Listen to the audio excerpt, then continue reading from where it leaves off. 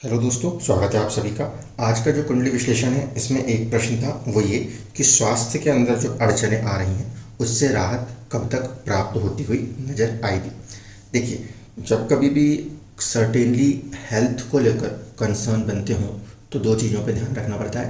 पहला, लगन कुंडली, और कभी कभी लगन कुंडली के अंदर आपका जो भाव है वो अहम हो जाता है, क्योंकि पराशर सिस्टम में साफ साफ मेंशन रहता है कि एक तो आपके पास आपकी लगन कुंडली होती है, उसके साथ साथ तीन अलग कुंडलियाँ और काम करती हैं, जिसमें से एक जो है वो होती है हमारे भाव कुंडली।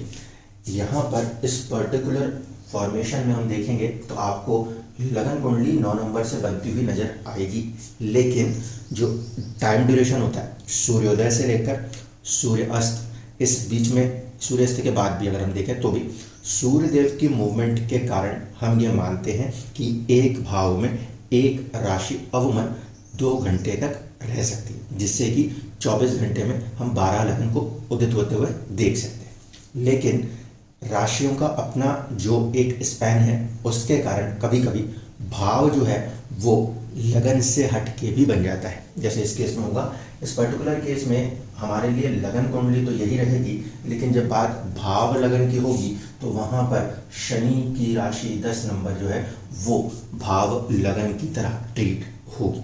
ठीक है, तो ये दो फैक्टर्स को हमें यहाँ पे ध्यान रखना है। इसके बाद होरा कुंडली और दूसरी कुंडलियाँ रहती हैं, जिसको कि कभी भविष्य में चर्चा करेंगे।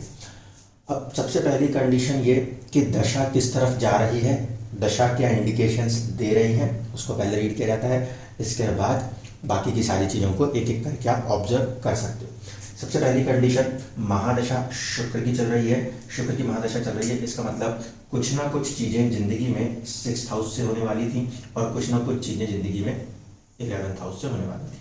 तो पहला ऑब्जर्वेशन, क्या ये दोनों भाव शुभ हैं? क्या वो ग्रह जो चल रहा है वो 1st हाउस लॉर्ड का फ्रेंड है? अगर हाँ पॉजिटिव होता है तब वो दशा जीवन में किसी भी रूप में चले, अड़चने देके चले या बिना अड़चने देके चले, आपको कहीं ना कहीं एक प्रॉपर सपोर्ट देने लगती है। लेकिन यदि वो फ्रेंड नहीं होता है तो भी अपने एजेंडा को, अपनी चीज़ों को तो फुलफिल करेगी, लेकिन जिन भी भाव के स्वामियों के साथ मित्रता नहीं होगी वहाँ पर ज़्यादा तकलीफ़ें देखने को मिल सकती हैं। तो अब इसी रूट को यहाँ पे लगा के देखें। पहली बात, छठे भाव का स्वामी और इसके बाद छठे भाव के स्वामी होने के बाद किसी भी केंद्र या त्रिकोण के स्वामी नहीं बन पाए, ऐसे स्थिति में 6th house Lord again 11th house Lord बनता है, तो कहीं ना कहीं चुनौतियाँ देगा, क्योंकि भाव स्वामित्व जो है वो पॉजिटिव नहीं आ पाया। क्यों? इस कंडीशन में क्या मानेंगे? पहली चीज़ तो ये कि देखिए, छठा भाव अगर आ रहा है तो थोड़ा सा सावधानी की आवश्यकता है। रोग, चोट और कर्ज, ये 3 स्थितियां यहाँ के लिए, इनमें से ये 3 हम नेगेटिव मानते हैं। पॉजिटिव क्या है? पॉजिटिव है जॉब एस्पेक्ट के लिए, कॉम्पिटिशन्स के लिए 6th हाउस पॉजिटिव है। कंसर्न किस चीज़ को लेकर डिस्कस हो रहा है ये अहम है, ध्यान रखिएगा। स्टेटस के लिए ये भाग्य भाव स्थिति पैदा करता है, इसीलिए वहाँ के लिए तो ये अच्छा है। ये नहीं कहूँगा कि शुक्र की पूरी दशा खराब बता दें। शुक्र की दशा जो है वो कहीं ना कहीं प्रोफेशनल स्टेटस के लिए तो सपोर्ट करेगी, कॉम्पिटिशन्स के लिए तो सपोर्ट करेगी, लेकिन शारीरिक रूप से अगर देखा जाएगा तब वो छठे भाव के स्वामी होने के कारण अड़चने, बाधाएं पैदा करने वाली होंगी, पहला नियम। दूसरा कि लाभ भाव का स्वामी है, मित्र तो नहीं है, लेकिन मित्र नहीं होने के बावजूद भी कहीं ना कहीं लाभ के भी प्रभाव करने की कोशिश करेगा, वहाँ तक के लिए पॉजिटिव है। बट 11वें भाव का स्वामी ये जो है, इसको हम त्रिशराय में भी लेते हैं, इसलिए वो भी अड़चने देने में एक बराबर का रोल रखता ही रखता है। तो यहाँ पर शुक्र के पास पॉजिटिविटी नहीं है रिगार्डिंग द 1st हाउस। अगर हम लेके चले तो ऐसे स्थिति में महादशा ये दर्शा रही है कि रोग के होने की संभावनाएं इस दशाओं में पूरी तरीके से है। दूसरा, उसकी खुद की जो प्लेसमेंट है वो 8th हाउस में है, 8th हाउस में चीज गई तो वो चीज़ थोड़ी लंबी हो गई ऐसे स्थिति में, क्योंकि उसको आयु प्राप्त हो गई। तो शुक्र का यहाँ अष्टम में बैठने से जो रोग की स्थिति है उसमें भी थोड़ी सी लंबाई बढ़ जाएगी। हाँ, लाभ के स्वामी का बैठना देर से ही सही, डिलेज के साथ सही, लेकिन अचानक से अच्छे लाभ को भी दर्शाएगा। हेल्थ पे कंसर्न करना है स्पेसिफिकली, तो हम ये देख रहे हैं कि पहले भाव से जो हमारे लिए हेल्थ में इम्पोर्टेंट है वहाँ से इसकी प्लेसमेंट जो है वो अष्टम में हो रही है, और ये पहले भाव को 6 घर की दूरी से देखने की कोशिश करेगा। तो इस फॉर्मेशन में ये पहला फिक्सेशन है कि शुक्र की महादशा के अंदर कहीं ना कहीं किसी न किसी प्रकार से शारीरिक कष्ट की संभावना बनती थी। नियम पहला लागू हुआ। दूसरा, फील किस चीज़ पे और कब होता है, तो जो अंतरदशा चल रही होती है वहाँ पर उसकी फील आउट होने के चांसेस ज़्यादा होते हैं। अंतरदशा इस समय गुरु की चल रही है, और जब ये दशा शुरू हुई थी वहीं कहीं से मैंने आपसे कहा भी था कि देखिए धीरे धीरे करके कोई ना कोई रोग जो है वो आपको घेरने की कोशिश कर रहा है। क्यों? क्योंकि अंतरदशा बता रही है कुछ प्रभाव मन के ऊपर आने वाला है, और साथ ही साथ कुछ प्रभाव जो है वो शरीर के ऊपर आने वाला है। चंद्र राशि के स्वामी भी गुरु हैं, इसलिए जुपिटर जो है ना सिर्फ के फर्स्ट हाउस लॉर्ड बल्कि चंद्र राशि के स्वामी होने के कारण भी दोबारा से आपके स्वास्थ्य को दर्शाने की कोशिश करते हैं। इस कंडीशन में गुरु की जो अंतरदशा जब तक चल रही है तब तक बात स्वास्थ्य को लेकर कहीं ना कहीं होती हुई नजर आएगी। अब इसके अंदर क्या ये सिर्फ स्वास्थ्य के लिए ही हानि दिखाएगा? ऐसा भी कुछ नहीं है। फर्स्ट हाउस और फोर्थ हाउस लॉर्ड है घर के अंदर की चीज़ों को लेकर, और अपनी पर्सनैलिटी को लेकर भी सर्टेन रिजल्ट्स करने की कोशिश कर सकता है।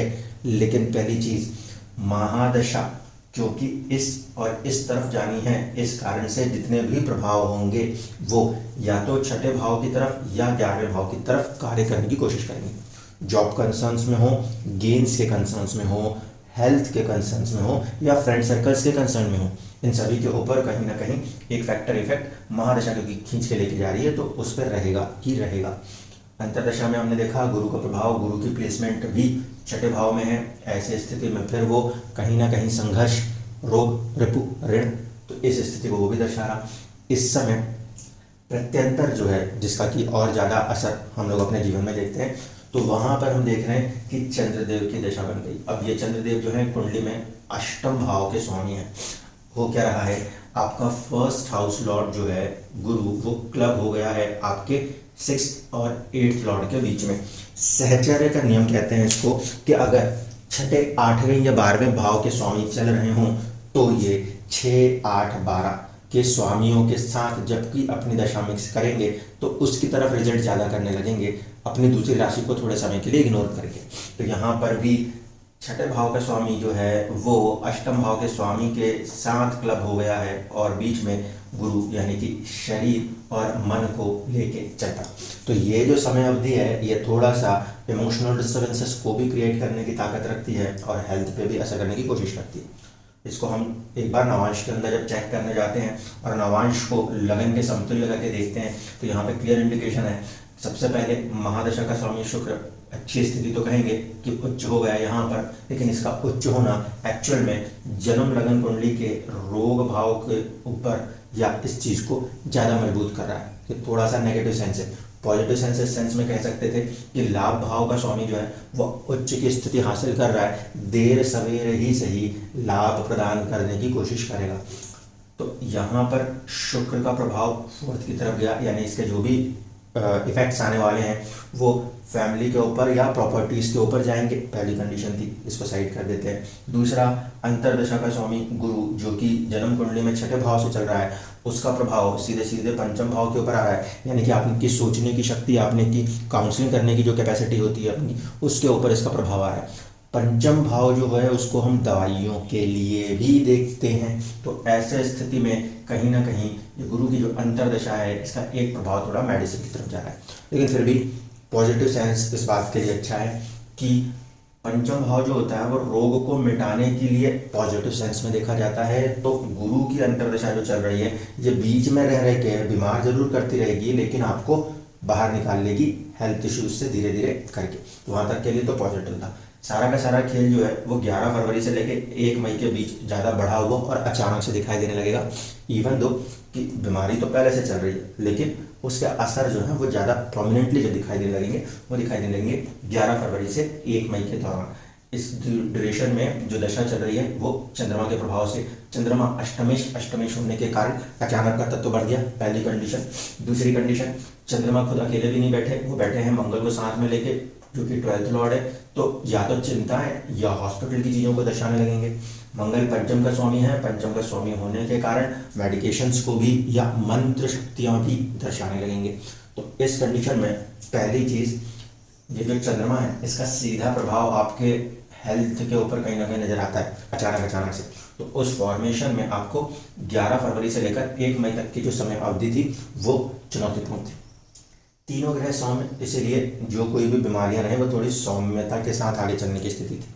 अब यहाँ पे 2 फैक्टर और भी हैं जो थोड़ी देर में जोड़ दूंगा। पहली कंडीशन को अभी देख लें कि इसके बाद अगला जो प्रभाव रहेगा वो मंगल का रहेगा। मंगल भी कहीं ना कहीं 12वें भाव का स्वामी है।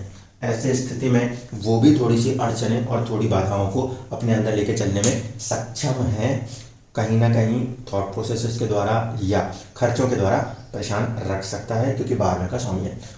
क्योंकि वो पंचम का भी स्वामी है, पंचम का स्वामी होने के कारण तो पॉजिटिव है, लेकिन फिर उसकी युति चंद्रमा के साथ है जो कि अष्टमेश है।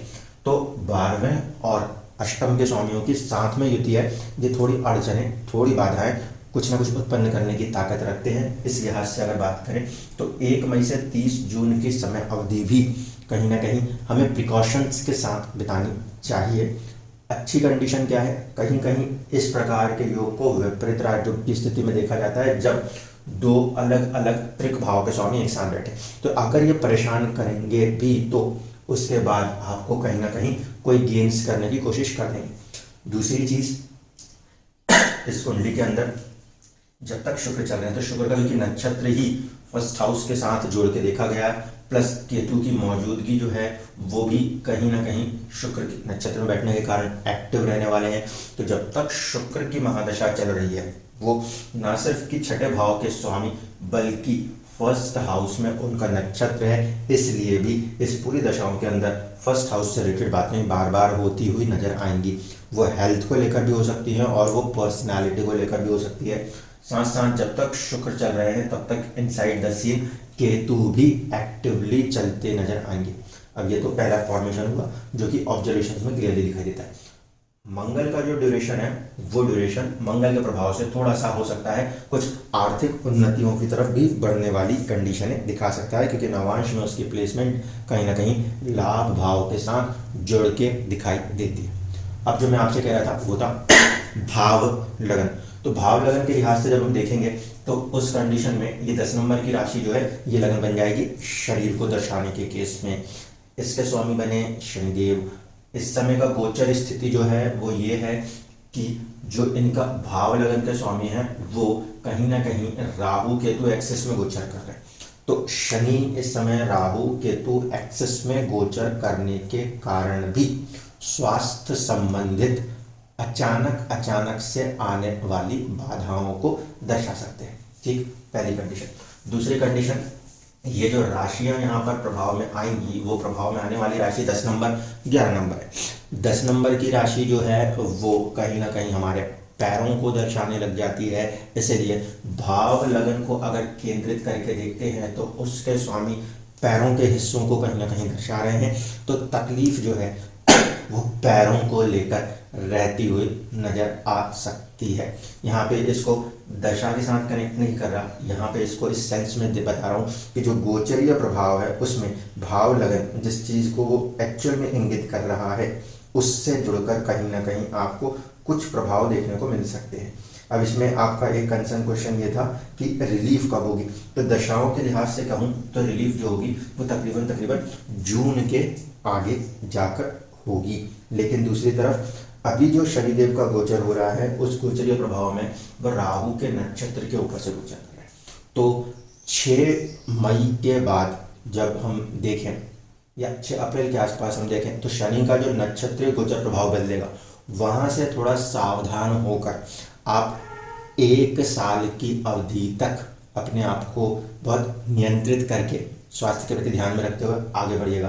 कंडीशन क्यों इस बात को कह रहा हूँ समझ लीजिए। देखिए, एक तरफ से भाव लगन का स्वामी राहु केतु एक्सिस में आके प्रभावित हो रहा, दूसरी कंडीशन शनि जो है वो जब गुरु के नक्षत्र से गोचर करेगा तब भी उसका प्रभाव आपके फर्स्ट और फोर्थ हाउस से कनेक्ट होकर माना जाएगा, और गुरु की मौजूदगी 6ठे भाव में जो कि रोग की स्थिति दर्शा रही, वो पीरियड भी हमारे लिए थोड़ा सा धीरे धीरे हमारी हेल्थ पे असर कर सकता है। वहाँ पे केयरफुल रहना है। महादशा शुक्र की ही है, अंतरदशा गुरु की ही है। दूसरा फॉर्मेशन, क्योंकि चंद्र राशि 12 नंबर से बन रही है तो ये 7.5 का भी फॉर्मेशन है। अब 7.5 है, इसलिए बिहाइंड द सीन शनि कहीं ना कहीं प्रभाव करेंगे। महादशा का स्वामी रोग दर्शा रहा है, शनि जो है वो लगन के ऊपर बैठे हुए हैं, तो 7.5 में शनि अपने प्रभाव को थोड़ा ज़्यादा दिखाने की कैपेसिटी रखते हैं। ठीक है, नेगेटिव होने की कोई आवश्यकता नहीं है ना। चंद्रमा से शनि की प्लेसमेंट 10th हाउस में है, धीरे धीरे करके आपके उन्नति के रास्ते भी खोलने की कोशिश करेंगे, उसमें परेशान होने की कोई बात नहीं। लेकिन स्वास्थ्य क्योंकि एक इंपॉर्टेंट फैक्टर होता है, चंद्र राशि का स्वामी भी कहीं ना कहीं हेल्थ दर्शाता है, प्लस 7.5 के इफेक्ट होने के कारण थोड़ा सा चंद्रमा मन के ऊपर भी एक प्रभाव दिखाई देता है। तो अभी जो ड्यूरेशंस बन रहे हैं वहाँ पर लॉन्ग टर्म प्रॉस्पेक्ट में बात करते हुए कहूँ तो देखिए, शनि का गोचर पहले तो तीसरे भाव में गोचर अच्छा मानते हैं, गोचर में प्रॉब्लम नहीं, लेकिन राहु केतु एक्सिस के कारण अड़चने आ रही। आगे जब आएंगे तो यहाँ पर एक चैलेंज क्रिएट होगा, क्योंकि ये मंगल को भी टच करेंगे और चंद्रमा को भी। एक 8वें का स्वामी है, एक 12वें का स्वामी है। प्लस पॉइंट ये है कि ये 5वें का स्वामी भी है। ऐसी स्थिति में थोड़े से मिक्स्ड रिजल्ट्स फ्यूचर में अभी रहते हुए नजर आएंगे, लेकिन फिर भी अड़चने और बाधाओं के साथ साथ आप कहीं ना कहीं राइज करने की कैपेसिटी बनाएंगे। 7.5 को बहुत ज़्यादा फोकस में रखते हुए इस समय काम करिएगा, क्योंकि दशाओं के ऊपर भी 7.5 मास्क जरूर होती है। 7.5 का पूरा प्रभाव कहीं ना कहीं रिगार्डिंग द प्रॉपर्टीज, क्योंकि 4th हाउस के अंदर चंद्रमा की मौजूदगी, उन चीज़ों को लेकर होता हुआ नजर आ सकता है, जिसका ड्यूरेशन काफ़ी लंबा चलने वाला है। क्योंकि अभी 2025 तक यहाँ, 2027 तक यहाँ, फिर 2029 तक ये 7.5 आपके ऊपर काम करती हुई नजर आएगी। ठीक है, तो पहला फैक्टर बहुत इंपॉर्टेंटली ध्यान रखिएगा, दशा खुद इस साइड का इंडिकेशन दे रही है, शुक्र खुद 1st हाउस को नक्षत्र के द्वारा एक अपना रोल वहाँ पे प्ले कर रहा है, और दूसरा कि 7.5 का इफेक्ट उसके साथ क्लब होकर चल रहा है, जिसमें कि शनि की मौजूदगी पहले भाव में। इसीलिए स्वास्थ्य के प्रति थोड़ा सा सजग और सतर्क रहते हुए ही आगे बढ़िएगा। इसके बाद अगली दशा जब रहेगी गुरु के बाद, तो फिर वो शनि की बन जाएगी। जब गुरु के बाद शनि की बनेगी तो शनि सीधे तौर पे 1st हाउस को प्रभावित करने की कोशिश करते हुए नजर आते हैं। अगेन प्लेसमेंट्स में फिर वो नीचाशी अवस्था लेकर नवांश के पंचम को लेकर चलेंगे। इसलिए यहाँ पे जैसे जैसे चीज़ें अभी डिटेक्ट हो रही हैं, वैसे वैसे टाइमली अपने आप को मेंटली भी प्रिपेयर करना है और फिजिकल फिटनेस के लिए भी प्रिपेयर करते हुए चलना है। 7.5 के फेज के अंदर एक फेज थोड़ा सा आपको हेल्थ के साथ कंसर्न दिखा सकता है। ये दूसरी कंडीशन है कि वो प्रोफेशन स्टेटस के लिए भी आपको सपोर्ट करेगा, लेकिन हेल्थ प्राइम फैक्टर ध्यान में रखते हुए अपने लाइफ को डिसिप्लिन वे में चलाना पड़ेगा। दूसरा, जब भी कभी किसी की 7.5 चल रही होती है तो या तो शनि के उपाय करें, या अगर पॉसिबल है तो थोड़ा सा लाइफ के अंदर वॉकिंग, पैरों का इस्तेमाल बढ़ा दें, उससे भी थोड़ी सी राहत 7.5 में भी देखने को मिल जाया करती है। धन्यवाद।